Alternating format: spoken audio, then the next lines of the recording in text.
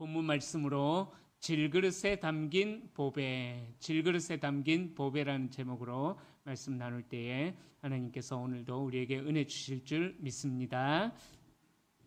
우리는 세상에서 성공과 명예 또 영광을 누리는 삶을 추구하면서 살아가고 있습니다. 그러나 때로는 우리가 그러한 삶을 살아가는 중에 감당할 수 없는 고난과 어려움 앞에 우리는 쉽게 무너지고 절망하기도 합니다. 왜냐하면 우리 인생은 연약함으로 가득 차 있기 때문이라는 것이죠. 우리가 스스로 강함을 자랑하는 것 같지만은 그러나 그 속을 열어보면은요, 그 강함을 통해서 우리의 약함을 가리려고 하는 그런 가면의 모습들이 우리에게 있다라는 것입니다. 우리 모두는 다 하나같이 다 연약한 그러한 존재에 불과한데 우리가 그 연약함을 가리기 위하여서 우리가 성공이라는 것을 추구하고 또 명예라는 것을 추구하면서 살아간다라는 거죠. 그렇기에 우리 속에 근본이 연약한 그러한 모습들이 있기 때문에 우리가 아무리 강해 보이려고 한다라고 할지라도 우리는 조그만 것에 무너지는 또 조그만 상처로 인하여서 깨뜨려져 버리는, 깨져 버리는 질그릇과 같은 그러한 존재다라는 사실이죠. 말씀드렸던 것처럼 우리가 스스로 강하다라고 이야기하지만은 얼마나 많은 사람들로부터 상처를 받고 그 상처를 통해서 무너지는 것들을 경험하면서 살아가는 질그릇과 같은 연약한 존재임을 느낍니다. 그래서 견디기 힘든 어려움을 당하게 되면은 자기 연민에 빠지기도 하고 패배주의에 빠지고 허무주의에 빠지기도 한다라는 거죠. 제가 어릴 때 불렀던 노래? 하여튼 우리 부모님 세대들이 불렀던 노래 중에 인생은 나그네 길 어디서 왔다가 그 노래를 어릴 때부터 제가 초등학교 때인가 아마 들었던 것 같아요. 그때 듣고 있으면은 제 마음속에 얼마나 허무감이 생기는지 어디서 왔다가 그 초등학생 나이임에도 불구하고 우리 인생이 이것밖에 안 되나 싶은 어디서 왔다가 어디로 가는지 그 가사가 정말 마음에 안 들었어요. 저는 왜냐하면 어릴 때부터 저는 신앙 교육을 받으면서 자랐기를 왕왕왕왕 나는 왕자다 공공공공 나는 공주다 하나님 나라에 나는 왕자다. 하여튼 그런 노래를 부르면서 저는 자라났기 때문에 허무한 인생이다. 살아오는 중에 지금까지도 그러한 생각을 해봤던 적은 없는 것 같습니다. 그래서 저는 사람들이 저를 아는 분들이 어찌 그렇게 날마다 하여튼 얼굴에 웃음을 짓고 사느냐. 저는 인생이 살아가는 것이 참 행복하다라면서 생각을 하면서 살아가고 있거든요. 그러나 보통 사람들은 어지간히 견디기 힘든 어려움을 만나게 되면은 그 어려움으로 인하여서 무너지는 것을 날마다 순간마다 경험하면서 살아가게 된다라는 것이죠. 우리를 얼마나 무너뜨리는 일이 많은지 어릴 때부터 그죠? 아기 때부터 보면은 우리를 무너뜨리는 일들이 늘 우리 앞에 다 놓여져 있다라는 것입니다. 살아가면서 우리는 성공을 경험하면서 살아가고 싶지만은 다시 말씀드리자면은 우리는 정말 질그릇과 같은 연약한 존재이기 때문에 그 모습이 가려져 있을 뿐 그러나 우리는 하나님 앞에서 늘 범죄하기 쉬운 연약한 질그릇과 같은 존재, 깨지기 쉬운 존재다라는 것입니다. 자, 그런데 오늘 본문은 바로 그 질그릇 안에 놀라운 보배가 담겨 있다라고 말씀하고 있습니다. 우리 이 말씀 참 많이 들어보셨을 것입니다. 우리는 질그릇과 같은 존재지만은 우리 안에 예수 생명이 있다. 예수의 향기가 있다. 예수의 복음이 있다. 그래서 우리의 약함을 통해서 하나님의 강하심이 드러나게 된다라는 그런 말들을 설교 중에 참 많이 들어보셨을 것입니다. 바로 오늘 바울이 이 고린도후서를 통해서 이야기하는 것이 그것입니다.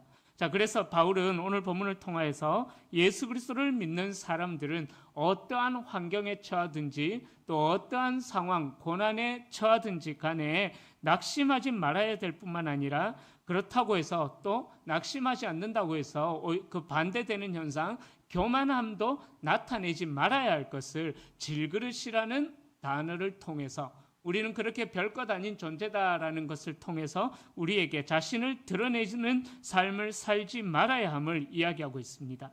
그러기 오늘 말씀을 통하여서 예수의 생명에 붙들린 자들, 질그릇과 같은 우리들에게 예수의 생명이 있는 자들은 어떠한 삶, 또 어떠한 마음 자세와 태도가 있어야 하는지 깨닫고 오늘 말씀이 우리 성도님들에게 큰 은혜가 될 수 있기를 축복합니다.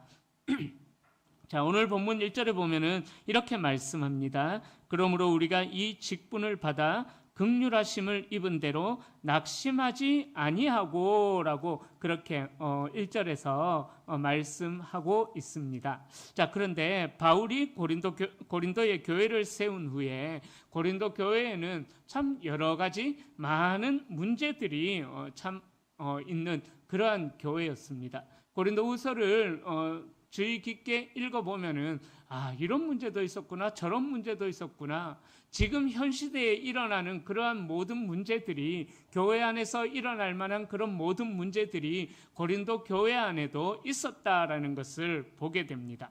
자, 그런데 그 여러 가지 문제 중에서 가장 심각한 문제는 거짓 선생들, 거짓 사도들의 출현이었던 것입니다. 자, 거짓 선생들은 웅변술이 뛰어나고 화려한 언변으로 사람들의 마음을 사로잡았다라는 거죠.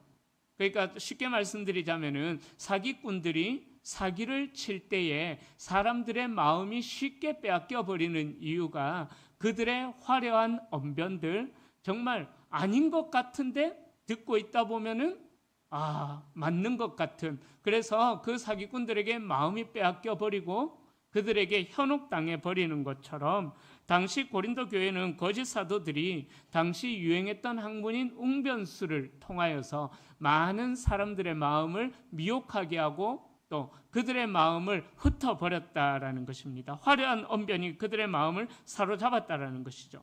자, 이 거짓 사도들은 배경이 무슨 배경을 가지고 있었냐 하면은 유대주의적인 배경들을 가지고 있었습니다. 그러니까 유대주의적인 배경들을 가지고 있다 보니까는 바울이 전하는 예수 그리스도의 복음, 그 복음의 진정성에 대하여서 의문을 제기했다라는 거죠. 왜냐하면 유대주의자들은 유대교를 믿다가 초대교회 시절에 개종한 자들은 그들이 예수님을 믿는 그러한 마음으로 개종을 했다고 하더라도 그들의 근본에는 큰 변화가 일어나질 않았거든요. 그러니까 유대교와 오랜 시간 동안 믿어왔던 유대교와 이제 그 모든 율법을 완성시키신 예수 그리스도가 옴으로 인하여서 쉽게 말하면은 구약 시대 때 아합 시대처럼 그런 이제 타락적인 혼합 종교가 아니라 복음이 섞여 버리는, 하나님을 열심히 섬기지만은 그러나 예수 그리스도를 믿는 그 새로운 복음이 선포되어지니까는 거기서부터 약간 혼란을 느끼면서 그들이 혼돈에 쌓여져 버렸다라는 거죠. 그러니까 유대주의자들이 그러한 것들을 이야기하면서 사람들의 마음을 혼란하게 만들었다라는 것입니다. 또한 바울은 복음 사역을 하면서 수많은 고난을 겪었습니다. 감옥에 갇히기도 하고 매를 맞기도 하고 굶주리기도 하고 또 유라굴로라는 광풍 들어보셨죠? 그런 광풍을 만나면서 죽을 고비도 넘기기도 했습니다. 그런 고난을 겪었습니다. 자, 거짓 사도들은 그래서 주장했던 것이 뭐냐 하면은 만약에 바울이, 그들의 입장이에요, 그들의 말이에요, 만약에 바울이 예수 그리스도의 복음을 맡은 하나님께서 세우신 사도라면은 어떻게 그런 고난을 당할 수 있느냐, 이런 질문을 던졌다라는 거죠. 바울의 고난을 보면서 바울이 만약 하나님의 참된 종이라면은 저들이 바울이 고난을 당할 리가 없다라고 생각했던 것입니다. 그 유대주의자들, 거짓 교사들의 논리에 따르면은 요즘 말로 이야기하자면은 축복, 물질주의, 기복주의, 그런 신앙이 그들에게 있었기 때문에 그들의 논리에 따르면은 성공과 번영이 하나님께서 주시는 축복이다, 고난은 하나님의 저주다라는 그러한 생각을 가지고 있었다라는 거죠. 그러니까 바울이 복음을 전하다가 맞이하게 되는 그 고난을 보니까 바울이 정말 사도인가? 라는 의문을 가지게 되었다라는 것입니다. 또 바울은 고린도 교인들에게 폐를 끼치지 않기 위하여서 들어보셨을 거예요. 이제 텐트 메이커, 자비량 선교사, 천막을 만들어서 그걸로 자기의 선교비를, 물론 후원하는 손길도 있었지만은 바울은 가능한 한 후원의 손길을 받지 아니하고 천막을 만들어 가지고 자기의 생계를 자기가 책임지려고 했다라는 것입니다. 그러니까 거짓 사도들은 이러한 것들을 빌미로 하여서 바울이 교인들에게 존경받을 만한 권위가 없다라고 주장했던 것이죠. 자, 이러한 배경 속에서 고린도 교회와 일부 성도들이 그 거짓 교사들의 말에 현혹이 되어서 흔들리기 시작합니다. 바울이 과연 하나님이 보내신 사도가 맞는가? 이러한 궁금증이 생겨버렸다는 것이죠. 그래서 바울이 개척한 고린도 교회에는 바울의 사도직을 비난하고 바울을 깎아내리려는 그러한 공격들이 많이 있었습니다. 그들은 바울의 고난과 역경을 근거로 바울의 사도됨을 의심하면서 위대한 복음 전도자였던 바울의 마음도 무너지기 시작해 버렸다라는 것이죠. 자, 그래서 고린도후서 15장 9절과 10절에 보면은 사도직을 의심하였던 고린도 교인들을 향하여서 바울이 자기의 마음을 표현한 구절이 나옵니다.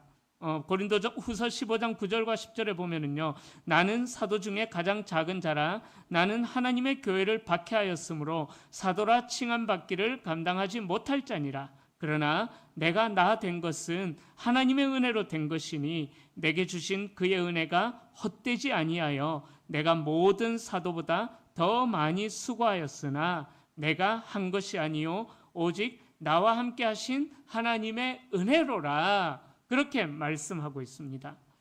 바울은 자신을 향한 비난과 오해 속에서도 오직 하나님의 긍휼을 입어서 자신이 복음을 전하는 사도의 직분을 받게 되었다라는 것을 그 말씀에서 증거하고 고백하고 있는 것입니다. 그러니까 바울은 그렇게 이야기했던 이유가 만약에 자신의 사도됨이 인정되지 않으면은 앞으로 계속 감당해야 될 말씀 전파 사역, 복음 전파 사역에 큰 위기를, 왜요? 권위를 인정해 주지 않기 때문에 사도로서, 요즘 말로 하자면은 제가 목사잖아요. 목사로서의 그 권위를 인정해 주지 않기 때문에 바울은 앞으로 복음 사역을 감당할 수가 없게 되었던 것입니다. 자, 그래서 바울은 이렇게 고린도 교회에 일어나는 자기를 향한 음해하는 세력들, 비난하는 세력들로 인하여서 마음이 많이 무너지는 그런 상황에 있었습니다. 자, 그래서 고린도 후서를 보면은 위로라는 단어가 참 많이 나와요. 왜 위로라는 단어가 많이 나오냐면은 그 문제 때문에 자기의 마음이 너무나 어려웠었는데 이제는 그 고린도 교회에 자기를 음해했던 세력들이 다 사라지게 되고 자기의 사도됨이 인정이 되어졌다라는 거죠. 자, 그래서 내가 하나님으로부터 이러한 위로의 은혜를 누렸다라고 고린도후서 읽어보시면은요, 처음부터 읽어보시면은 위로라는 말이 참 많이 나옵니다. 그러니까 바울은 계속해서 복음을 전하는 사도로서의 사명을 감당할 수가 있게 되었다라는 거죠. 자, 바울의 경우를 보면서 우리는 언제 많이 낙심하게 될까? 그것을 한번 생각해 보게 됩니다. 여러 가지 경우가 있겠죠. 정말 죽을 고생을 하고 열심히 주의 교회를 위하여서 헌신하고 충성하고 봉사했는데 사람들이 알아주지 않는 거예요. 열심히 일했는데, 봉사하고 헌신했는데 때로는 결과가 좋지도 않고, 그래서 사람들이 알아주지도 않고 엉뚱한 말을 하게 될 때에 섭섭함과 서운함이 생기면서 우리의 마음은 하염없이 쭉 늘어지고 무너지게 된다는 것입니다. 또 오래 기다려도 결과가 나타나지 않을 때, 정말 열심히 헌신하면서 계속해서 달려가고 있는데 아무런 열매가 맺혀지지 않는다면은 또 낙심하게 되는 것이겠죠. 그러면서 자신의 능력의 부족함을 느끼면서 낙심하기도 합니다. 자, 그렇게 사람들로부터 수많은 공격을 받다 보면은 이제 그만하고 싶어지고 모든 것을 포기하고 싶어지면서 낙심하게 된다라는 거죠. 한두 번 맞는 거는 괜찮을 것입니다. 그런데 때린데 또 때리고 맞은데 또 맞고 그러다 보면은 쉽다는 말 말고요. 그렇게 이제 맞은데 또 맞고 계속해서 맞다 보면은 견디기 힘든 마음의 어려움에 빠져버리게 되는 것입니다. 또한 몸이 아프거나 환경이 어려워져도 마음의 낙심이 일어나기 마련인 것입니다. 제가 이번 주 중에 한 성도님을 신방하면서 이야기를 나눴습니다. 부모님 두 분이 오랫동안 자기가 청년의 때부터 너무 오랫동안 아프셔서 청년 때부터 부모님 간호를 아무것도 못하고 부모님 곁을 떠날 수가 없어가지고 하여튼 부모님 간호를 그렇게 하다 보니까 자신의 인생에서 가장 중요한 청년의 시기 때에 자신의 미래를 위해서 준비하거나 투자하거나 개발할 수 있는 시간이 없었다고 합니다. 자기를 위한 시간을 전혀 가질 수가 없어서 성도님이 우울증까지 생겨버리고 그로 인해서 너무나 힘든 낙심의 시간을 보내고 있다라는 그런 이야기를 들었습니다. 참 평탄하지 않는 그분의 인생을 살아온 이야기를 들으면서 잘 견뎌내시기를 말씀으로 위로하고 기도해 드렸는데요. 여러분, 우리가 예수 그리스도를 믿고 난 이후로 우리의 삶이 잘 되어졌으면 좋겠어요. 정말 세상 사람들이 보기에도 인정할 만큼 축복 가운데 거할 수 있으면 참 좋겠습니다. 하지만 그렇게 우리의 삶을 살아가는 과정 중에 우리가 어떠한 세상이 이야기하는 성공이라는 것을 이루기 전에 우리는 수많은 우리의 마음을 낙심케 만드는 어려움의 상황을 경험하면서 살아간다라는 거죠. 힘든 일을 만날 때도 있습니다. 예수 그리스도를 믿는다고 해서 우리의 삶이 날마다 절대로 형통하거나 평탄한 삶은 아닌 것입니다. 예수님을 믿는 믿음으로 인하여서 오히려 더 직장 속에서 어려움을 당하고 고난을 당할 때도 있다라는 거예요. 저는 그래도 학교 다닐 때 이제 신학교 출신이다 보니까는 학교 생활에서 뭐 큰 어려움은 없었습니다. 저에게 신학교 생활에 있어서 가장 큰 어려움은 대학교에 입학을 하고 나서 MT를 갔는데 제 마음이 너무나 어려웠습니다. MT를 가면은 보통 뭐예요? 좀 신나게 놀아야 되잖아요. 신학교다 보니까는 부흥회를 3일 내내 하는 거예요. 3일 내내 오전에는 말씀 강의 듣고 점심 먹고 또 강의 듣고 저녁에는 부흥회하고 이게 뭔 MT냐고 뭐 노는 것도 없고 하여튼 저는 그게 참 힘들었던 기억이 나는데요. 여러분 그러다가 이제 제가 군대를 가게 되었는데 그때부터 참 많은 군대에서 많은 고난을 경험했던 기억이 납니다. 저 때만 해도 구타가 공공연하게 공식적으로 인정되는 이제 거의 한 30년 전이니까는요. 공식적으로 구타가 인정되는 물론 우리 장로님들에 비해서는 비교도 안 될 만큼 편안한 군 생활을 했지만은 군대에서 너무나 힘든 거예요. 고참이 저에게 요구를 하는 것이 있었는데 니는 왜 욕을 안 하냐고. 별걸 가지고 다 시비를 걸더라고요. 그래서 저는 신학생입니다. 그래서 저는 제 입에 더러운 말을 담을 수가 없습니다.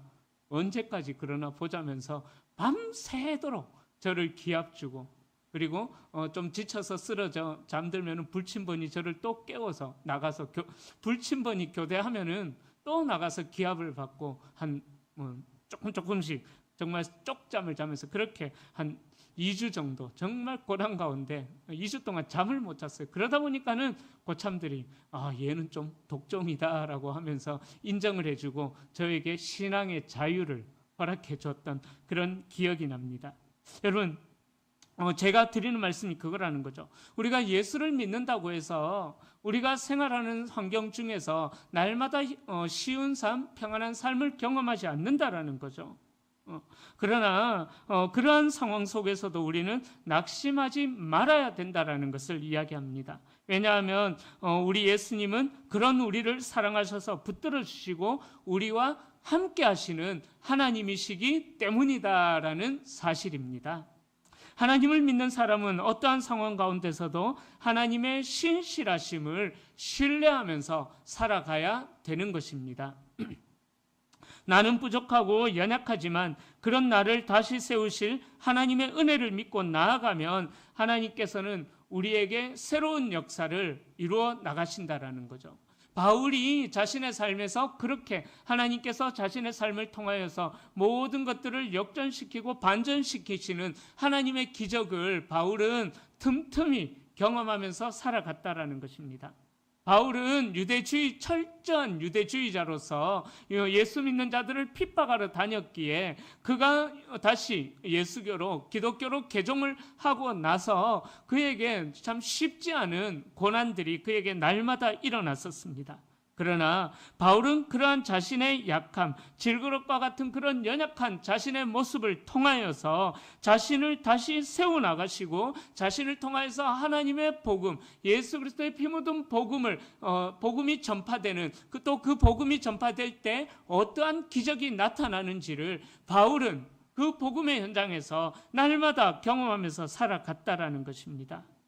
바로 바울은 그러한 상황의 은혜를 통하여서 어떤 경우에도 낙심하지 않고 고난에 처하면 처할수록 더 독하게 복음을 위해서 살아가는 그러한 삶이 있었다라는 것입니다. 사랑하는 성도님들, 그러기에 여러분들은 어떠한 경우에 낙심하고 계십니까? 바라기는 어떠한 경우에도 하나님의 은혜로 말미암아 마음을 잘 지키셔서 낙심하지 않는 은혜가 여러분들 가운데 있기를 축복합니다. 자, 그러면 낙심하지 않으려면 무엇을 어떻게 해야 하는가? 바울은 계속해서 2절에서 이렇게 말씀하고 있습니다. 우리 2절 말씀, 4장 2절 말씀 함께 읽어보겠습니다. 이에 숨은 부끄러움의 일을 버리고 속임으로 행하지 아니하며 하나님의 말씀을 혼잡하게 하지 아니하고 오직 진리를 나타내므로 하나님 앞에서 각 사람의 양심에 대하여 스스로 추천하노라. 아멘. 자, 본문에서는 숨은 부끄러운 일을 버려라라고 그렇게 말씀합니다. 그리고 속임수를 쓰지 않는 거예요. 또 사람이 궁지에 몰리면은 속임수를 쓰고 싶은 유혹에 처하게 되는데 속임수를 쓰지 말라라고 이야기합니다. 또 하나님의 말씀을 혼잡하게 하지 아니하고, 그죠? 아무리 말씀을 잘 전해도 사람이 잘 듣지 않으면은 그 말씀을 사람이 듣게 하기 위하여서 말씀을 전하는 자들이 타협을 하게 된다라는 거죠. 그러니까 진리의 복음을 선포하는 것이 아니라 진리의 복음에다가 조금 더 첨가해서 인간의 복음을 첨가해서 사람이 듣기에 좋은 말들을 전하게 되는데 바울은 복음의 사명을 감당하기 위해서 하나님의 말씀을 혼잡하게 해서는 안 된다라고 이야기합니다. 그러면 안 된다라는 거예요. 그리고 오직 진리를 나타내는 말을 해야 된다라는 것을 이야기합니다.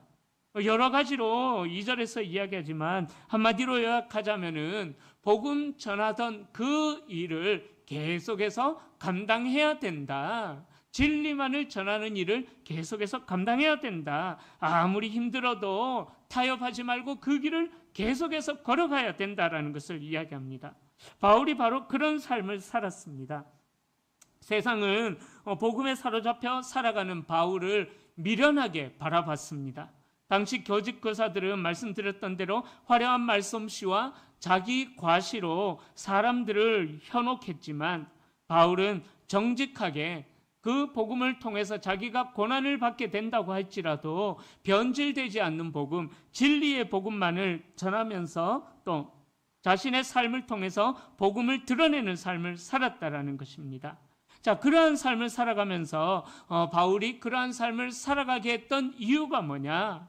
바울은 하나님의 긍휼로 받은 영광스러운 직분, 사도의 사명이 있었기에 그 사명자의 삶을 고난 속에서도 포기하지 않고 낙심하지 않고 담대하게 자신이 걸어가야 할 길을 계속해서 충성되이 걸어갔다라는 것입니다.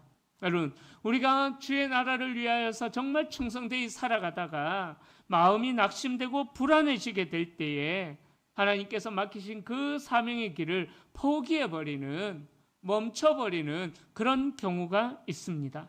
여러분, 여러분들이 고난에 처해지게 된다고 할지라도 만약에 여러분들이 걸어가는 그 복음의 길, 그 사명의 길이 정말 하나님께서 기뻐하시는 길이라면은 바울처럼 포기하지 않고 계속해서 걸어갈 수 있는 우리 성도님들이 될 수 있기를 축복합니다.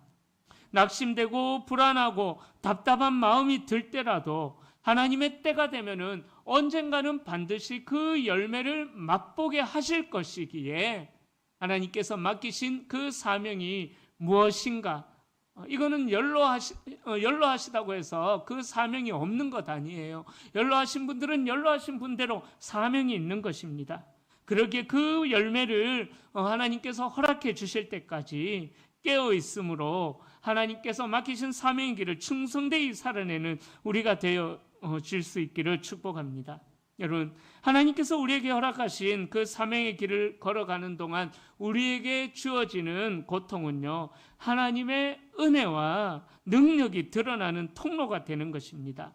마치 깨어진 그릇이 더 많은 향기를 뿜어내는 것처럼 하나님께서는 우리에게 주신 고난, 우리의 깨어진 모습을 통하여서 예수의 향기와 예수의 생명이 드러나게 하신다라는 사실입니다.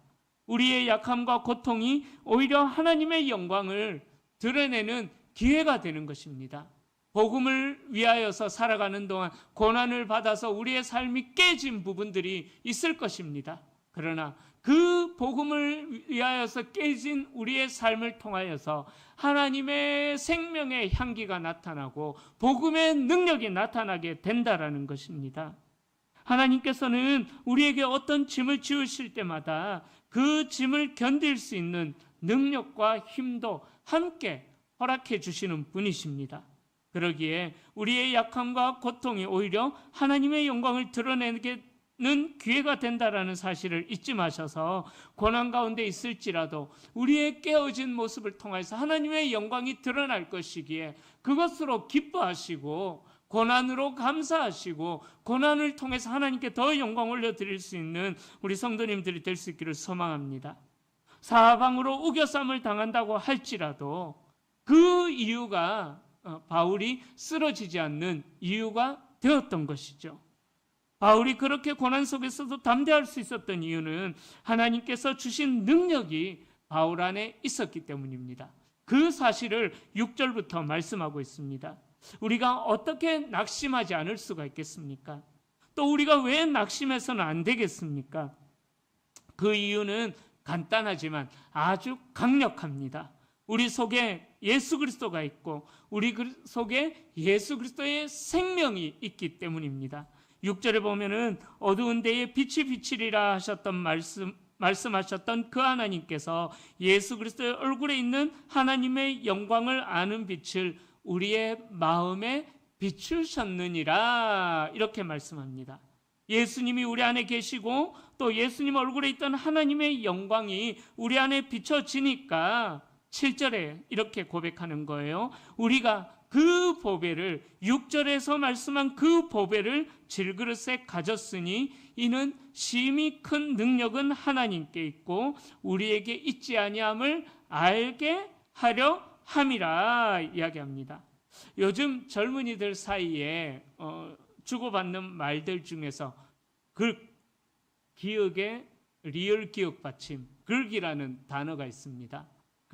무슨 말이냐면은 어떤 일 때문에 마음이 하여튼 긁혔냐, 어떤 일들 때문에 기분 나빴냐, 그 말을 줄여서 하여튼 이렇게 한마디 던져요. 그러면은 아니야 안 하면서 그렇게 이야기하기도 하는데 우리는 그렇게 늘 긁히기 쉽고 깨어지기 쉬운 그런 질그릇과 같은 존재다라는 거죠. 저도 깨어지기 쉽고 부서지기 쉽고 상처받기 쉽고 긁히기 쉽고 우리는 모두가 다 조금만 공격이 와도 깨지기 쉬운 질그릇과 같은 그러한 존재입니다. 그런데 하나님은 이렇게 긁히기 쉬운 우리들에게 우리의 안에 이 질그릇과 같은 우리 안에 하나님의 보배를 담으셨다라고 말씀합니다. 왜냐하면 보배가 귀하기 때문에 그 보배를 더 드러내기 위하여서 연약한 질그릇에 그 보배를 담았다라는 거죠. 위대한 설교자였던 스펄전 목사님은 이렇게 말씀합니다. 우리는 질그릇입니다. 그러나 그 안에 담긴 보배가 하나님께 속한 능력임을 드러내는 것이 복음 전파자의 사역자의 사명입니다.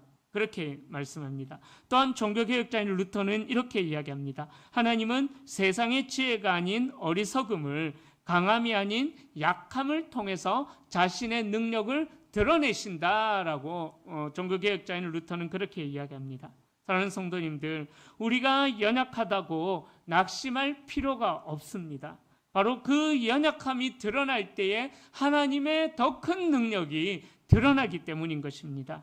우리는 질그릇이지만 그 질그릇 안에 담긴 예수 그리스도의 복음의 능력, 예수 그리스도의 생명의 능력은 세상을 변화시키는, 세상을 바꾸는 능력이 되는 것입니다. 하나님의 영광의 빛, 그 빛이 6절 말씀처럼 우리에게 임했고, 그래서 우리는 그것을 전하고 있고 그것을 나타내는 그러한 질그릇과 같은 존재다라는 거죠. 비록 질그릇과 같은 존재이지만 그 복음의 능력이 우리 안에 있기 때문에 우리는 낙심할 이유가 없다라는 것을 바울이 강조하고 있습니다. 자, 그래서 바울은 계속해서 우리가 얼마나 소중한 존재인지, 어떻게 낙심하지 않을 수 있는지 8절과 9절에서 네 가지 역설을 사용하여서 증거하고 있습니다. 8절과 9절에 보면은 우리가 사방으로 어떻게 해요? 우겨삼을 당하여도 쌓이지 아니하며, 두 번째 어떻게 해요? 답답한 일을 당하여도 낙심하지 아니하며, 세 번째 박해를 받아도 버림받지 아니하며, 네 번째 거꾸로 뜨림을 당하여도 망하지 아니하고. 아멘. 우리가 이렇게 이 네 가지의 경우를 다 경험할 수 있다고 할지라도 우리 안에 예수 그리스도의 생명이 있고 우리 안에 예수 그리스도의 복음이 있고 그 보배가 우리 안에 있기 때문에 우리는 이 네 가지와 같은, 우리를 위협하는 그러한 것들을 대표하는 이 네 가지와 같은 것들이 있다고 할지라도 우리는 절대로 무너지지 않는다라는 것을 이야기하고 있습니다. 사랑하는 성도님들, 사람들에게는 외면을 당할 수도 있습니다. 그러나 하나님께는 절대로 외면당하지 않는다라는 것입니다. 거꾸로 뜨림을 당하여도 한 번, 두 번 다운된다고 할지라도 절대로 우리는 KO패를 당하지 않는 것이 우리 인생이다라는 것입니다. 왜 그럴까요? 우리 안에 예수 그리스도의 보배가 있기 때문인 것입니다. 여러분, 다시 한 번 더 축복합니다. 여러분들이 어떠한 일들을 감당하시다가 우리의 마음의 상황이 무너질 상황이 생길 때에 절대로 낙심하지 마시고 여러분들의 마음을 지키시기를 축원합니다.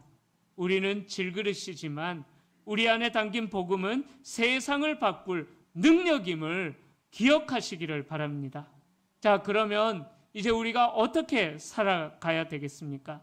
오늘 본문 마지막에서는 12절에서는 이렇게 이야기합니다. 그런즉 사망은 우리 안에서 역사하고 생명은 너희 안에서 역사하느니라. 아멘. 바울은 자신이 죽음의 고난을 겪음으로써 교회가 생명을 얻게 된다라는 것을 12절 말씀을 통해서 증거하고 있습니다. 바울 자신이 고난을 겪음으로써, 희생과 복음을 위한 고통을 겪음으로써 고린도 교회 성도들에게는 생명의 역사가 나타난다라는 것을 이야기하고 있습니다. 마찬가지입니다. 우리 안에서 사망의 능력이 역사하는 것처럼 느껴질 때에, 그래서 우리가 희생과 고난이 깊어질 그때에 예수 그리스도의 우리 안에 있는 예수 그리스도의 생명이 우리를 통하여서 다른 사람들에게 흘러가게 되고 다른 사람들이 더 부유케 되는 그런 능력이 나타나게 된다라는 것입니다. 여러분, 우리가 예수 생명을 품고 살아가며 겪게 되는 고통이 그래서 헛되지 않다라는 사실입니다. 우리가 복음을 위해서 또 예수를 위해서 수많은 정말 헤아릴 수 없는 헌신과 충성과 그 수고를 하나님 앞에 드려서 살아가는 분들이 많이 계십니다. 그러나 그 고통은 버려지는 것이 아니라 마치 밭에 뿌려진 씨앗과 같다라는 것입니다. 겉으로는 땅 속에 묻혀 사라지는 것처럼 보이지만 그러나 그 희생을 통해서 새로운 생명이 싹트고 풍성한 열매를 맺게 된다라는 것입니다. 우리의 연약함을 통해서 주님의 강함이 드러나고 우리의 여러분들이 길이라면은 누가 뭐라고 하든지 간에 신경 쓰지 마시고 그 길을 계속해서 충성되이 걸어가십시오. 충성되이 걸어갈 때에 여러분들 안에 있는 예수 그리스도의 생명의 역사가 반드시 나타나게 될 것입니다. 여러분, 낙심이 찾아올 때마다 기억하십시오. 우리는 결코 혼자가 아닌 것입니다. 우리 안에 예수의 생명이 있는 것입니다.